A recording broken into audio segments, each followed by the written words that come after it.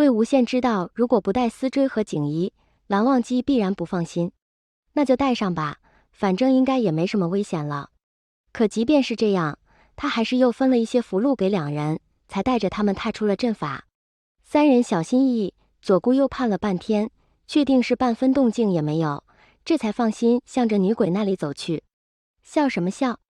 难看死了！都阶下囚了，不晓得你还在笑什么？一离开蓝忘机，蓝景怡的嘴就又忍不住了。女鬼恶狠狠地看着蓝景怡，估计也是没想到这个小家伙居然还敢对她。魏无羡叹了一口气，温和地说：“喂，美人儿，换个脸说话呗。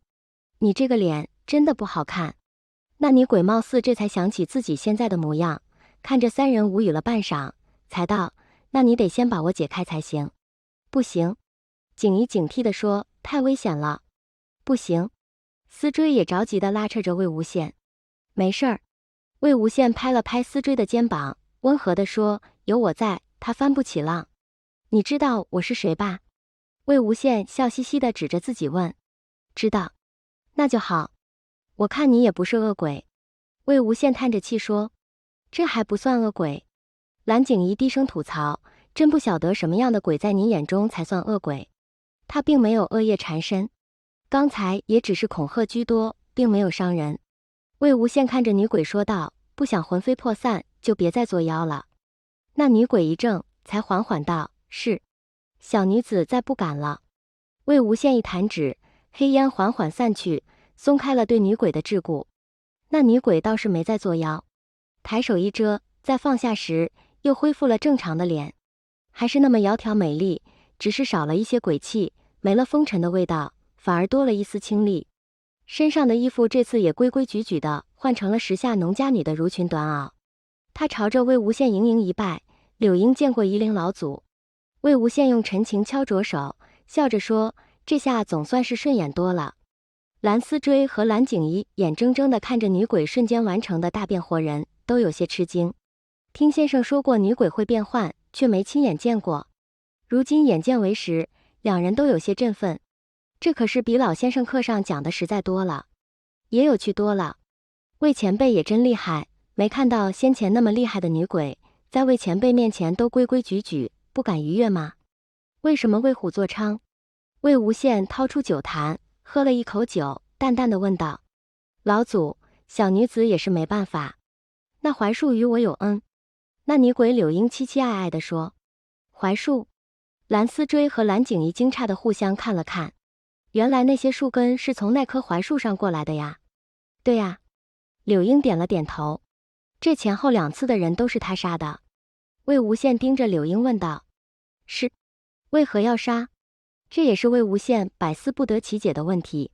按树龄来说，这棵古槐树应该已经是年代久远了，这么长的时间跟村子里的人都是相安无事，如果没有特别的理由，他即使修成妖灵，也不会做出屠村的举动。事情是这样的，听老鬼们说，那棵古槐树已经活了1200多年了，因为一直枝繁叶茂，加之年代久远，人们都很信奉它，每年大年初一还要去祭拜。大概100多年前，他终于修出妖灵，开了灵智，因为常年受了人间香火，也有了几分神气。为了回报村民，他也竭尽所能，虽不能呼风唤雨，可也常常帮村民挡一些灾劫。那这是好事啊。魏无羡在附近找了找，没找到石头，干脆席地而坐。他现在体力不支，还是坐着舒服，受了人家的香火，自然该回馈人家，怎么反倒恩将仇报啊？蓝景怡忍不住也插口问了一句：“老祖有所不知。”柳英端正地跪坐在魏无羡对面，神色惨然地说：“谁也不想作恶呀。他千年修行，好不容易才有了今天，又怎么会愿意堕入歧途？”事情的变化是从2年前开始的。2年前，村里搬来了一对夫妇，当家的是个货郎。那女子原是贱籍，本就是穷苦人家，因有几分姿色，被继母卖给了妓院。幸好那妓院老鸨还是个善良人，允了他存够银钱就可以赎身。货郎本是女子同乡，青梅竹马，两小无猜，只是家中父母早亡，家无余粮。听说了女子被卖入妓院，货郎就卖了房产家当，弃了笔墨，走街串巷，经营一点小营生，想早日为那女子赎身。说到这里，柳英也抹了抹泪。蓝景怡和蓝思追是第一次听到这样的事，不禁都凝神细听。